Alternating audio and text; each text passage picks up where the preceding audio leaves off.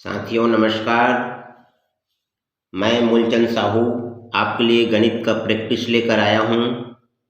यदि आप मेरे चैनल पर नए हैं या सब्सक्राइब नहीं किया है तो मेरे चैनल मूलचंद सॉल्यूशन को सब्सक्राइब, लाइक और शेयर जरूर कीजिएगा। तो आइए हम प्रैक्टिस की ओर चलते हैं। ए, बी, सी तथा डी 5 अंकों की संख्याएं हैं तथा प्रत्येक में 9 केवल एक बार आया है एवं इसका स्थान दर्शाया गया है। शेष अंकों के बारे में कुछ भी ज्ञात नहीं है। ये जो अंक है उसमें ये सभी 5 अंकों की संख्या है। 1, 2, 3, 4, 5 या इसको हम इकाई, दहाई, सैकड़ा, हजार, 10,000। तो यहाँ पर जो 5 अंकों की संख्या है उसमें प्रत्येक में एक बार 9 आया है, दोबारा 9 नहीं हो सकता। यदि हम इसमें बड़ी संख्या को हम देखेंगे तो इस क्रम को हम देखेंगे कि यहाँ 9 नहीं आ सकता, यहाँ 9 नहीं आ सकता, यहाँ 9 नहीं हो सकता। मतलब यहाँ 8 से 0 से लेकर 8 तक, 0 से लेकर 8 तक, 0 से लेकर 8 तक। तो सबसे पहले हम देख रहे हैं कि हम जब तुलना करते हैं तो ए जो है यहाँ पर 9 आ चुका है और यहाँ भी 9 इधर है, यहाँ नहीं हो सकता। यहाँ 9 यहाँ पर है, यहाँ पर नहीं हो सकता। और यहाँ 9 यहाँ पर है, यहाँ नहीं हो सकता। तो सबसे बड़ी जो संख्या होगी वो ए होगी। यहाँ पर सबसे बड़ी संख्या ए होगी। और इस प्रकार की संख्या में ये यदि बड़ी है तो ये बड़ी तो है, अब ये तीनों में से कौन बड़ी और कौन छोटी है इसे हम नहीं बता सकते, क्योंकि पहला ऑप्शन में यहाँ पर चारों संख्याओं में डी सबसे छोटी संख्या है ऐसा लिखा है।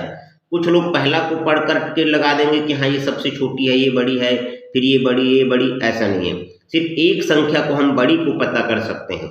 अब उदाहरण के लिए यदि यहाँ पर हम 1 लिख दें और यहाँ पर यदि 2 आ जाए तो ये छोटी हो जाएगी और ये बड़ी हो जाएगी। यहाँ पर यदि हम 8 लिख दें, यहाँ पर 2 आ जाए, यहाँ पर 1 आ जाए तो ये देखो इन दोनों से ये बड़ी संख्या हो सकती है। इसलिए इसमें कौन छोटा है ये पता नहीं कर सकते, क्योंकि यहाँ जो संख्या बाकी है वह अज्ञात है। हम सिर्फ बड़ी से बड़ी संख्या इसमें निकाल सकते हैं।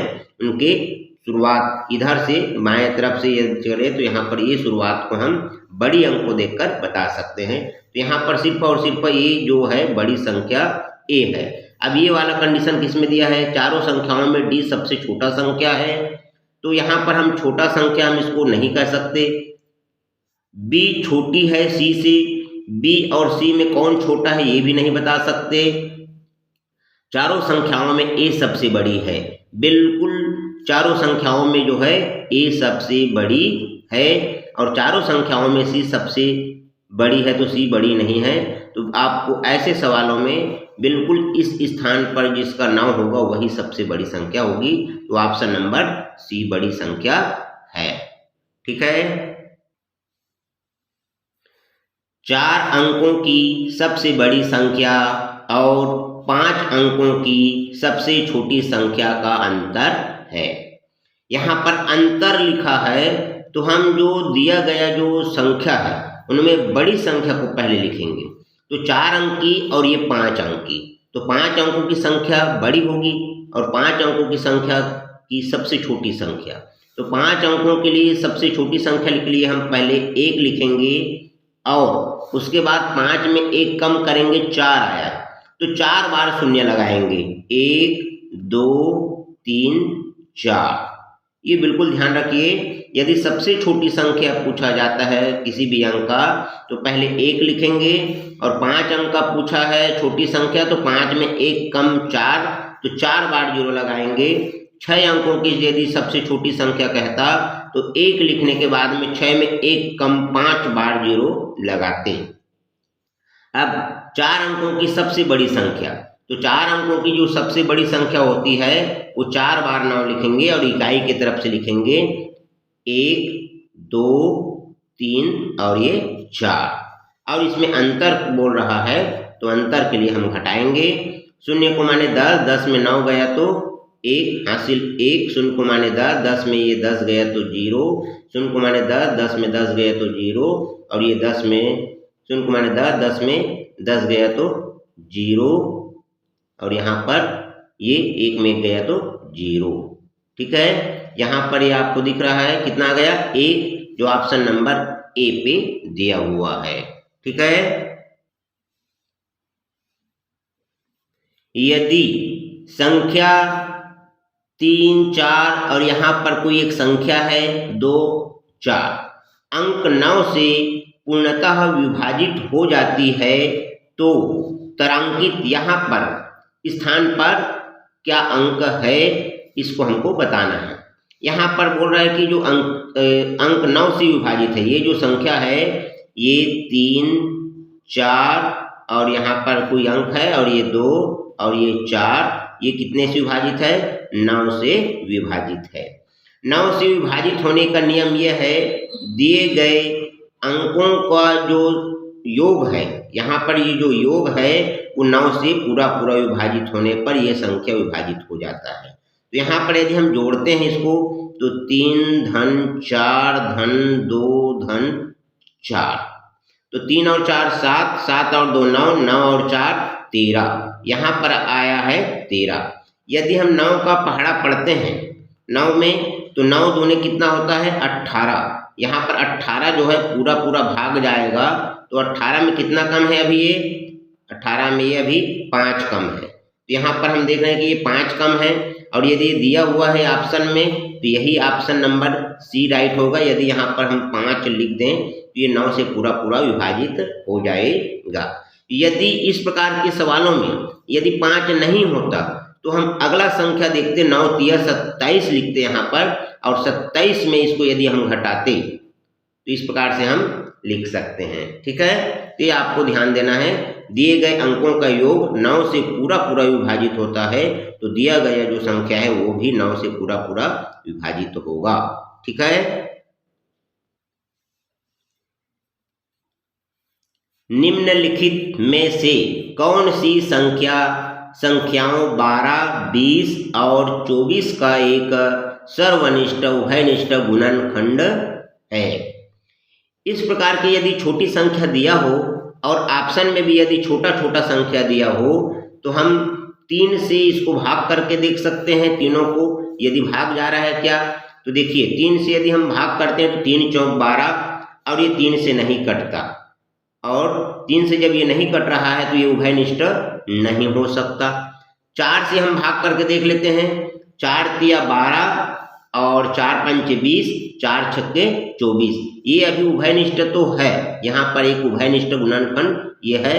अब 5 को भी देख लीजिए, ये नहीं कटता तो ये भी नहीं है, और 6 से देख लीजिए, 6 दूने कट रहा है लेकिन ये 20 नहीं कटता तो ये नहीं कट रहा है।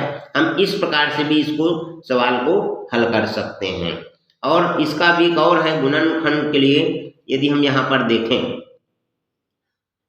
20 का सर्वनिष्ठ गुणनखंड 12 का यदि हम गुणनखंड करते हैं तो यहाँ पर इसका हो जाएगा 1, और उसके बाद 2 से करेंगे तो इसका हो जाएगा 2, और इसके बाद 2 छक्के बच गया तो 2 6 को हम लिखेंगे 2 तिया ये। ठीक है, यहाँ पर ये कौन सी संख्या से भाग जाता है उसको भी हम लिख सकते हैं यहाँ पर गुणनखंड के रूप में। यदि हम ऐसा लिखना चाहें तो 1 से जाता है भाग, उसके बाद ये 2 से जाता है, 2 छक्के 12, 3 से जाता है, 3 चौक 12, और 4 से भाग जाता है, 4 तिया 12, 6 दूने 12 और 12 एकम 12। और उसके बाद हम 20 का देख लीजिए, 20 का तो 20 में 1 का 2 से भाग जाता है, 3 से नहीं जाता, 4 पंचे 20 होता है, 5 से 5 चौके 20 होता है, और 6 से नहीं जाता, 7 से नहीं जाता, 10 से तो 10 दूने 20 होता है, और उसके बाद 20 एकम 20। 24 का 1 से 1 बार में जाता है, 2 बार में कट जाता है, 3 अट्ठे 24 और 4 छक्के 24, और 5 से नहीं 6 चौके 24, 8 तिया 24 और 12 दूने 24 और 24 एकम 24। यहाँ पर हम देख रहे हैं कि उभयनिष्ठ गुणनखंड, तो यहाँ 1 है और सभी में यहाँ पर 2 है। उसके बाद क्या है, इसमें भी 4 है, इसमें भी 4 है और इसमें भी 4 है। तो इस प्रकार से 3 उभयनिष्ठ गुणनखंड है, लेकिन अपने पास जो दिया हुआ है वो है 4 ऑप्शन में दिख रहा है। तो आपको जो पहले मैंने बताया है, हम उत्तर के माध्यम से भी जो हल कर सकते हैं वो वाला ट्रिक बहुत ज़्यादा अच्छा है। तो इस प्रकार के सवालों में हम ये भाग देकर तीनों को देख सकते हैं, जिससे कट रहा है वो उभयनिष्ठ गुणनखंड होगा। निम्नलिखित युग्मों में से कौन से युग्म का महत्तम समापवर्तक 1 है? महत्तम समापवर्तक 1 है, इसका मतलब है कि जो दोनों संख्या में कोई और अन्य संख्या उभयनिष्ठ गुणनखंड नहीं है। यहाँ पर देखिए, इसमें 5 है और इसमें 5 दिया 15, दोनों में 5 शामिल है, तो महत्तम समापवर्तक 5 हो गया। यहाँ पर 4 है, 4 एकम, और यहाँ 20, 4 पंच 20, तो दोनों में 4 शामिल है, उभयनिष्ठ है, इसलिए महत्तम समापवर्तक 4 दिख रहा है। यहाँ पर 3 और 15, 3 एकम 3 है और यहाँ 3 पच्चे 15, दोनों में 3 शामिल है, तो 1 और 3 शामिल है।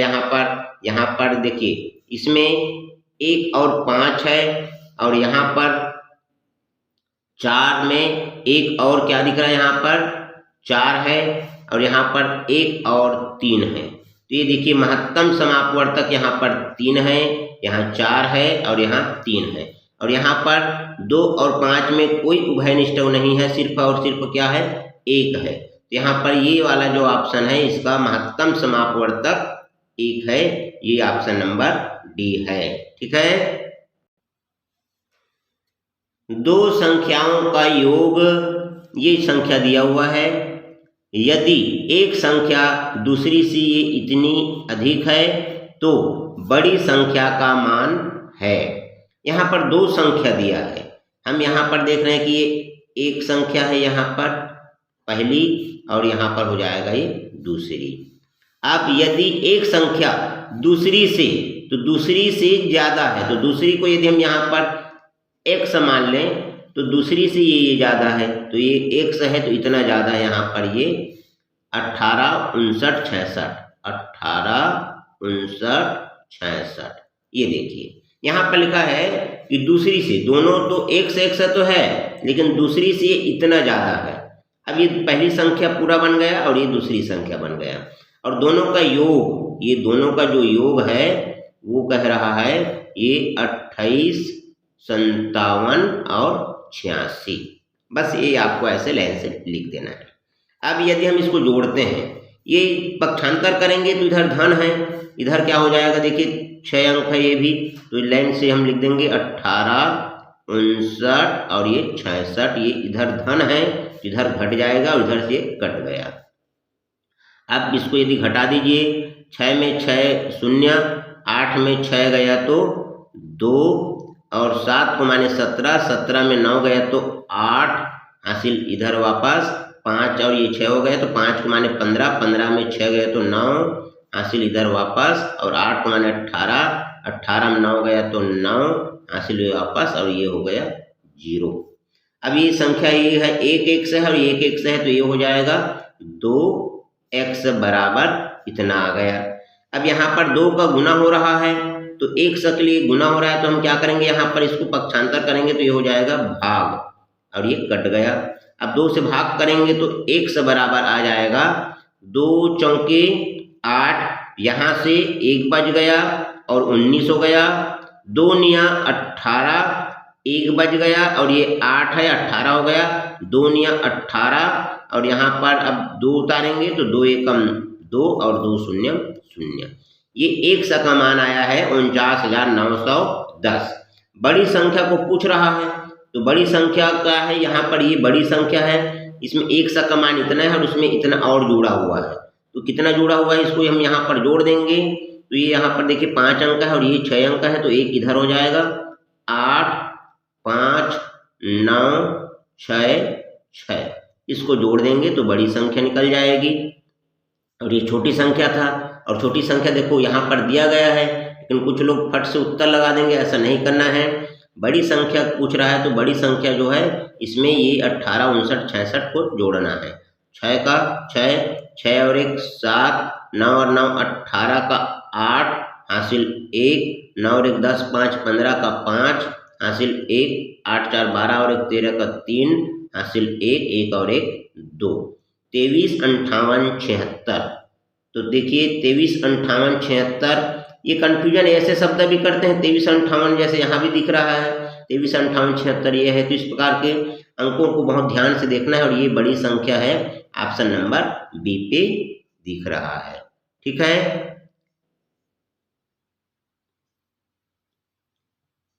ये आपको यहाँ पर 23 58 76, ये देखिए 23 58 76 है जो ऑप्शन नंबर बी पे दिया हुआ है। ठीक है,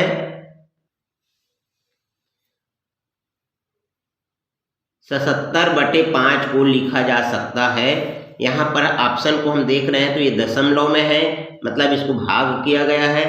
यदि इस प्रकार के सवाल जिसमें 5 से भाग हो, 5 से भाग हो, तो हम क्या करेंगे कि इसमें 2 का गुना कर देंगे। तो यहाँ पर देखिए कैसे हम कर रहे हैं, इसको देखिए, ये 77/5 है।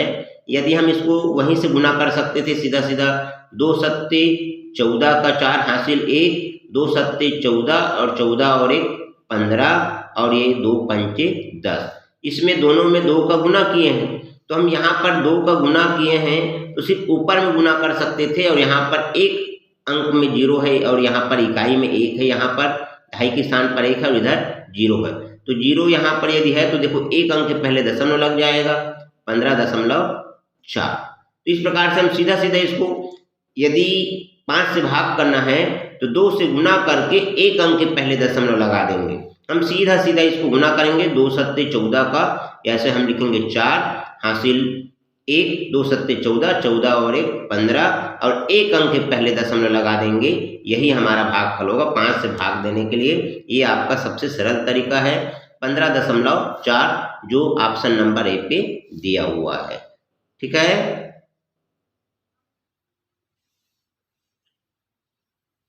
यदि एक पतलून के लिए 1 मीटर 20 सेंटीमीटर कपड़े की आवश्यकता पड़ती है तो 10 पतलूनों के लिए कितने कपड़े की आवश्यकता पड़ेगी।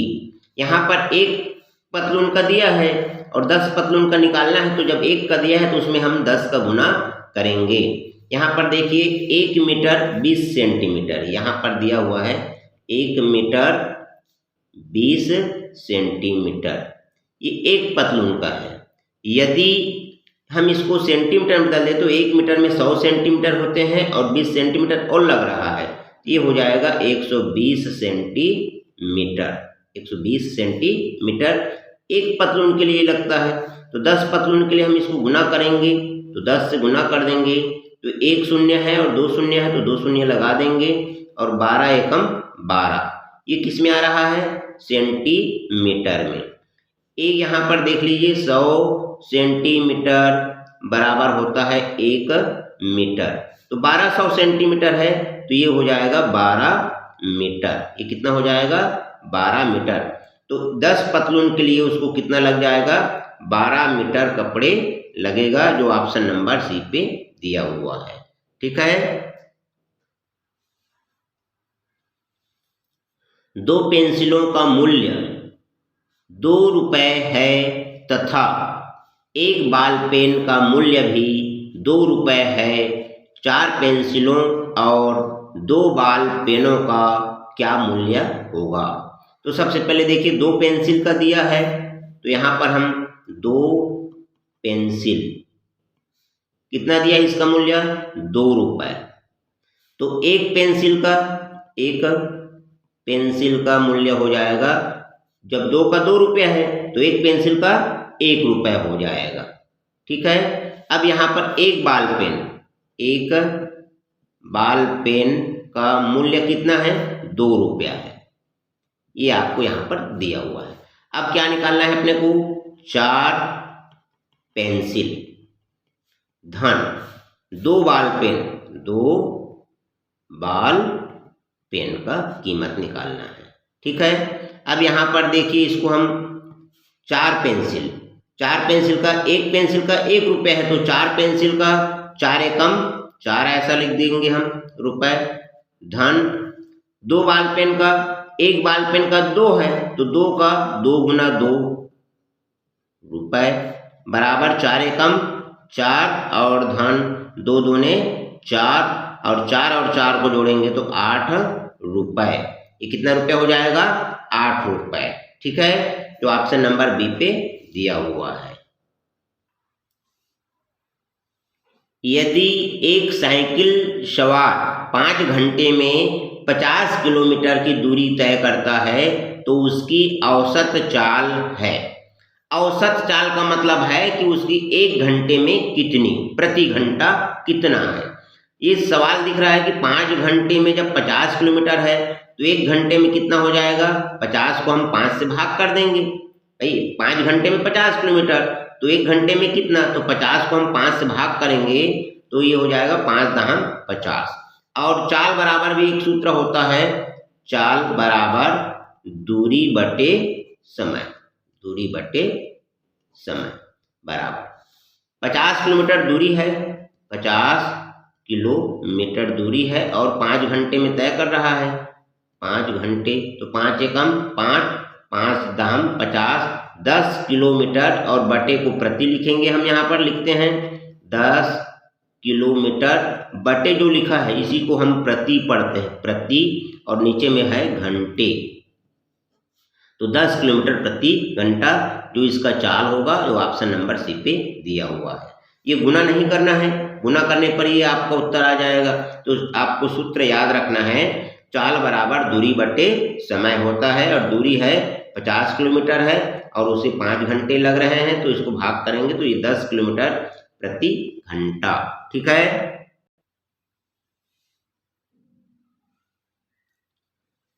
संख्या 725 का निकटतम सैकड़े तक सन्निकट मान है। 725 जो है किस किस सैकड़े के बीच है, तो हम देख रहे हैं कि ये 700 और 800 के बीच में है। ये 725 जो है 700 और 800 के बीच में है।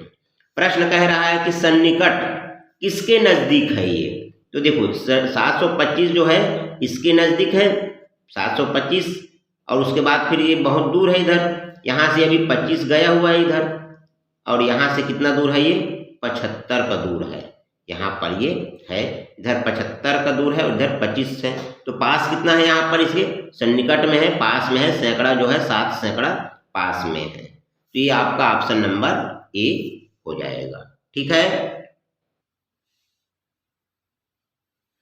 एक विद्यालय के 600 विद्यार्थियों में से 240 बालिकाएं हैं, बालिकाओं का प्रतिशत है। प्रतिशत निकालने के लिए बालिकाओं का प्रतिशत निकालना है, तो यहाँ पर बालिका प्रतिशत बराबर बालिका की संख्या, बालिका संख्या बटे कुल संख्या, कुल संख्या गुना 100, ये आपका सूत्र है, तो इसको हमेशा के लिए याद रखेंगे। अब देखिए प्रतिशत यहाँ पर देख रहे हैं तो बालिकाएं कितनी है, यहाँ पर 240 है, और कुल विद्यार्थी कितने हैं विद्यालय में 600 विद्यार्थी है, तो 600 हो जाएगा यहाँ, और गुना कितना है यहाँ पर ये 100, तो ये हो जाएगा 100। अब यहाँ पर देखिए इसको काट दीजिए, 2 जीरो से 2 जीरो कट जाएगा, 6 से जब काटेंगे तो 6 कम 6, 6 चौक 24 और 6 शून्य 0, ये कितना आ गया यहाँ पर 40%, जो ऑप्शन नंबर सी पे दिया हुआ है। ठीक है, यदि इसी सवाल में बालक प्रतिशत पूछता, बालक की प्रतिशत पूछता, तो 600 विद्यार्थी में से 240 को घटा देते तो बालक की संख्या निकल जाता है यहाँ पर, और उस बालक की संख्या को ऊपर लिखते और कुल संख्या को नीचे लिखते और फिर 100 का गुना करते। ठीक है, या यहाँ पर 40% बालिका है तो 100 में जब 40 ये है तो 100 में 60% इसका क्या होता, बालक होता। ठीक है,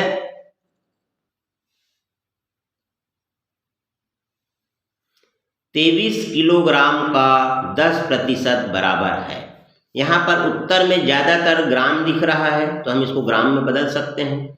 तो 23 किलोग्राम, 1 किलोग्राम बराबर 1000 ग्राम होता है, 1000 ग्राम होता है। ठीक है, अब 23 किलोग्राम है तो 23,000 हो जाएगा। ये 23,000 ये क्या हो गया, ग्राम।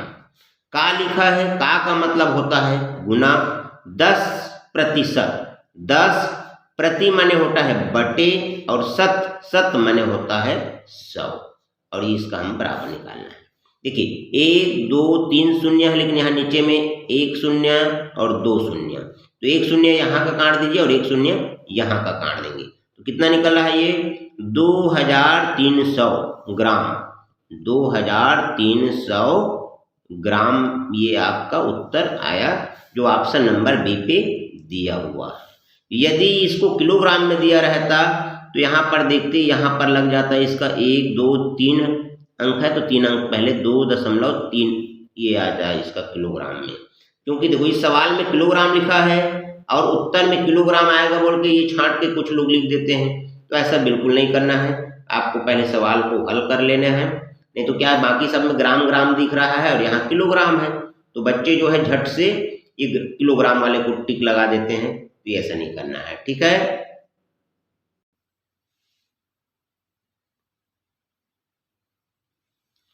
संतरों की एक पेटी 250 रुपये में खरीदी गई।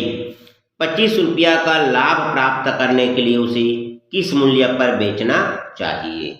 जब लाभ कमाना है तो जो खरीदे हैं उसमें अपने को लाभ को जोड़ना पड़ेगा। कितना हम फायदा कमाना चाहते हैं उतना रुपया ज़्यादा में बेचना पड़ेगा। यदि हम 250 रुपया में खरीद रहे हैं और हमको यदि 25 रुपया फायदा लेना है तो 25 रुपया इसमें जोड़ के बेचना पड़ेगा। यही आपको देखना है। इसका सूत्र भी है विक्रय मूल्य। विक्रय मूल्य बराबर क्रय मूल्य धन लाभ। क्रय मूल्य धन लाभ। लेकिन आपको यहाँ पर वही समझ जाना है, यदि हम खरीदे हैं 250 में और फायदा कमाना चाहते हैं, लाभ कमाना चाहते हैं, तो कितना रुपये का फायदा कमाना चाहते हैं उतने रुपये ज़्यादा में बेचना पड़ेगा। तो 25 रुपये ज़्यादा में बेचना है तो कितना हो जाएगा यहाँ पर 250 रुपये और धन 25 रुपये। तो 25 को जोड़ेंगे हम यहाँ पर, तो यहाँ पर 5 है तो ये हो जाएगा 0 और 5 को 5 और 5 और 2 7 और 2 का 2, 275 रुपया। ये ऑप्शन नंबर डी पे दिया हुआ है। ठीक है, यदि एक वर्ग की भुजा 50 मीटर है तो उसका परिमाप है। वर्ग यहाँ पर हम बना के दिखा देते हैं आपको। देखिए ऐसा वर्ग है, ये वर्ग है और इनकी भुजा, वो इनकी भुजा कितना कह रहा है ये 50 मीटर, और वर्ग की चारों भुजाएं बराबर होती है। ये 50 मीटर है तो ये भी 50 मीटर, ये भी 50 मीटर और ये भी 50 मीटर, ये सभी 50 मीटर होगा। 50 मीटर और ये भी 50 मीटर। परिमाप मतलब होता है कि बाहर का चारों तरफ का माप कितना है। तो यहाँ पर परिमाप को देख लीजिए क्या होगा। तो परिमाप बराबर ये देखो 4 और ये भुजा के बराबर है, 4 गुणित भुजा। 4 गुणित यहाँ पर चारों भुजा का मान कितना है 50 है, सभी को जोड़ना है तो 4 गुना 50 करेंगे, ये मीटर है। तो 5 चौक 20 और 0 पहले से है तो ये मीटर, 200 मीटर, जो ऑप्शन नंबर सी पे दिया हुआ है। ठीक है, यदि 6 मीटर लंबाई वाले किसी आयत का क्षेत्रफल 30 वर्ग मीटर है तो उसकी चौड़ाई है। यहाँ पर मैं एक बना के दिखा रहा हूँ चित्र, उसको देख लीजिए। ये ऐसा है। अब इसका क्षेत्रफल 30 है, 30 वर्ग मीटर। अब इसकी लंबाई है 6 मीटर है और चौड़ाई यहाँ पर कितना है ये देखो। तो क्षेत्रफल क्या होता है लंबाई गुना चौड़ाई। तो लंबाई गुना चौड़ाई तो हमने 6 है यहाँ पर, तो 6 में कितना गुना करेंगे तो 30 आएगा। तो 6 एकम 6, 6 दूने 12, 6 तिया 18, 6 चौक 24, 6 पंचे 30। तो यहाँ पर हम देख रहे हैं कि 5 का यदि गुना कर रहे हैं, 5 का गुना करेंगे इसका क्षेत्रफल 6 पंचे 30 होगा। यही उसका क्या हो जाएगा, चौड़ाई होगा। और सूत्र से भी निकाल सकते हैं इसको, सूत्र भी है चौड़ाई बराबर क्षेत्रफल बटे लंबाई। यदि चौड़ाई ज्ञात करना हो तो क्षेत्रफल को लंबाई से भाग करेंगे। क्षेत्रफल दिया हुआ है 30 वर्ग मीटर और लंबाई दिया है 6 मीटर। तो यहाँ पर 6 एकम 6, 6 पंचे 30, 5 आया है जिसमें 5 है, और यदि देख रहे हैं कि ये ऑप्शन नंबर ए है, तो इस प्रकार से हम इसको ऐसे ज्ञात कर सकते हैं। लंबाई यदि पूछेगा तो लंबाई के लिए क्या हो जाएगा, लंबाई बराबर क्षेत्रफल को चौड़ाई से भाग कर देना पड़ेगा, तो उसका लंबाई निकल जाएगा। ठीक है। यदि a बराबर 1 और b बराबर -2, c बराबर 3 तो a square b square c का मान है। यहाँ पर स्क्वायर का मतलब है 2 बार गुना हो रहा है, a का 2 बार, b का 2 बार, c 1 bar. a square b square c बराबर a का 2 बार हो रहा है, तो 1 का यदि हम 2 बार गुना करेंगे तो 1 गुना 1, बीच में गुना का चिन्ह है। b का 2 बार गुना हो रहा है b से, तो b का मान है -2, तो -2 गुना -2, और c का गुना 1 बार हो रहा है, तो c का मान है 3। अब यहाँ पर देखिए, ये ऋण 1 बार और ये ऋण 2 बार, जब भी गुना में यदि ऋण का जोड़ी बन जाए तो उसका गुणनफल धन हो जाता है। यहाँ पर क्या हो जाएगा, धन। ये ऋण वाला उत्तर बिल्कुल नहीं है, ये ऋण है और यहाँ पर ऋण है, ऋण का गुना ऋण से हो रहा है, ये क्या हो जाएगा, धन हो गया। अब इसको गुना कर दीजिए, 1 एकम 1, 1 2 2, 2 दूने 4, 4 तिया 12, ये इसका मान हो जाएगा 12। तो आपको ऑप्शन नंबर बी में दिख रहा है। यहाँ पर ऋण है तो गुना करेंगे तो कुछ लोग ये ऋण 12 लगा सकते हैं, लेकिन ऋण का गुना जब 2 बार हो जाता है तो धन हो जाएगा। 1 बार में ऋण होगा, 2 बार में धन, 3 बार में फिर से ऋण और 4 बार में धन हो जाएगा। मतलब ये जोड़े में यदि बनता है ऋण का गुना तो ये हो जाता है धन हो जाएगा, धनात्मक हो जाता है। ठीक है।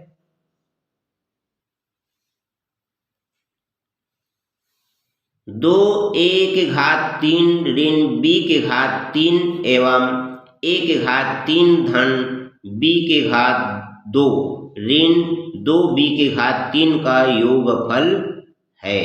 यहाँ पर इसको देखिए, योगफल करना है दोनों का, हम इसको जोड़ेंगे। तो यहाँ पर लिख देता हूँ मैं 2a के घात 3 ऋण b के घात 3।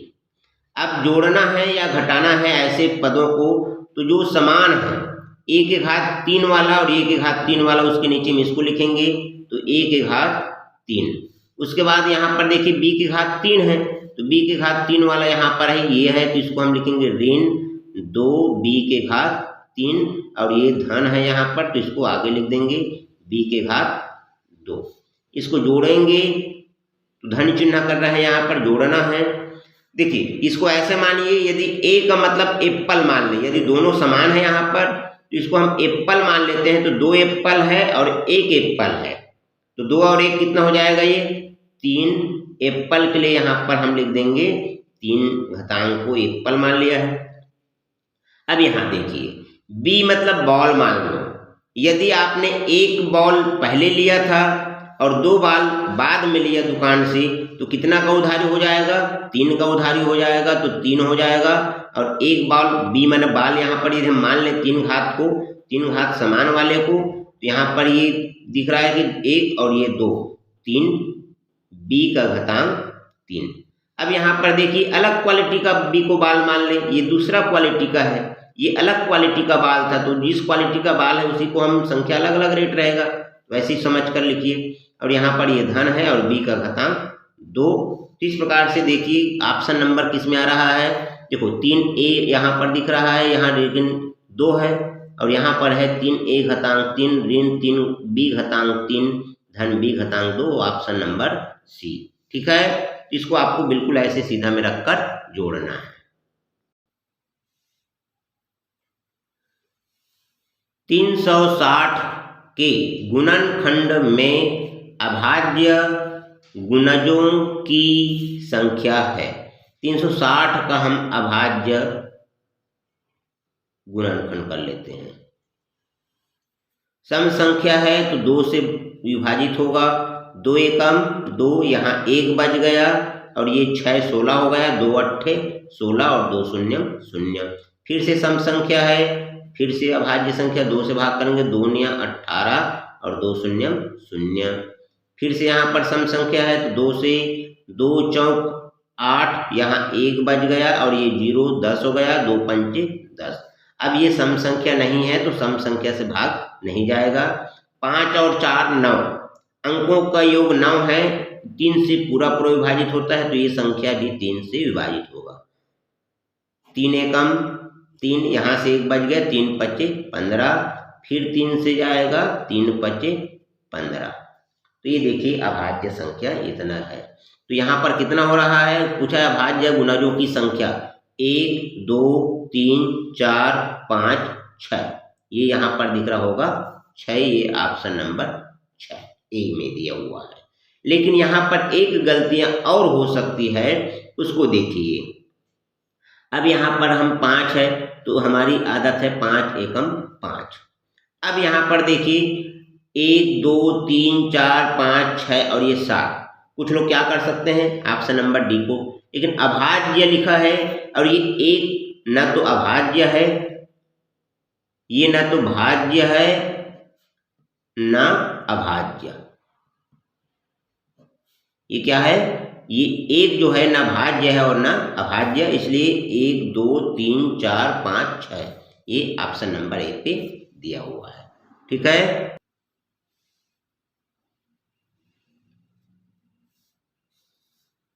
निम्नलिखित दंड चार्ट का अध्ययन कर प्रश्न का उत्तर दीजिए।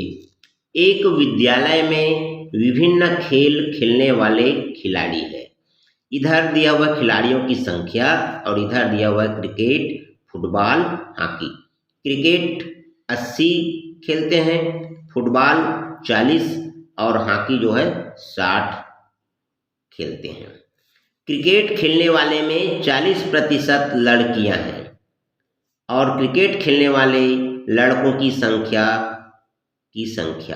तो देखिए इस बात को ध्यान से देखिए, यहाँ पर क्रिकेट खेलने वाले में जब 40% लड़कियां हैं, 40% लड़की है तो कितना प्रतिशत लड़के हो जाएंगे, निश्चित रूप से ये 60% लड़का हो जाएगा। ठीक है, 60% क्या हो जाएगा, लड़का। अब कुल संख्या कितनी है, यहाँ पर देखिए 80 है तो 80 का माने गुना होता है 60%, प्रति माने बटे, शत माने 100। तो ये 1 0 कट गया, 1 0 से 1 0 कट गया, तो 8 6 के 48 जो है ये लड़के की संख्या हो गया, लड़के की संख्या 48 हो गया। ठीक है, यहाँ पर ऑप्शन नंबर ए में दिया गया है, ये ऑप्शन नंबर ए है। ठीक है, चलिए ठीक है, बहुत बहुत धन्यवाद दोस्तों। यदि आप मेरे चैनल पर नए हैं तो मेरे चैनल को सब्सक्राइब कर दीजिए और शेयर जरूर कीजिएगा। यदि कोई विद्यार्थी नवोदय विद्यालय की तैयारी करना चाहता है तो बिल्कुल मेरे व्हाट्सएप ग्रुप लिंक में ज्वाइनिंग कर सकते हैं और मेरे चैनल को सब्सक्राइब करने पर आपको आने वाले हर वीडियो आपको मिलता रहेगा। यदि कोई बच्चे हैं उनके पेरेंट तक इस ग्रुप को पहुंचाइए ताकि वो भी इसका फ़ायदा ले सके। कुछ क्षेत्र में पढ़ाने वाले नहीं होते और कुछ क्षेत्र में बच्चे को आने जाने में समस्या होती है, तो वो घर पर रहकर भी नवोदय की तैयारी कर सकता है और ये सभी प्रतियोगी परीक्षाओं के लिए काम आएगा। इसलिए अधिक से अधिक शेयर करें और सब्सक्राइब करें। धन्यवाद।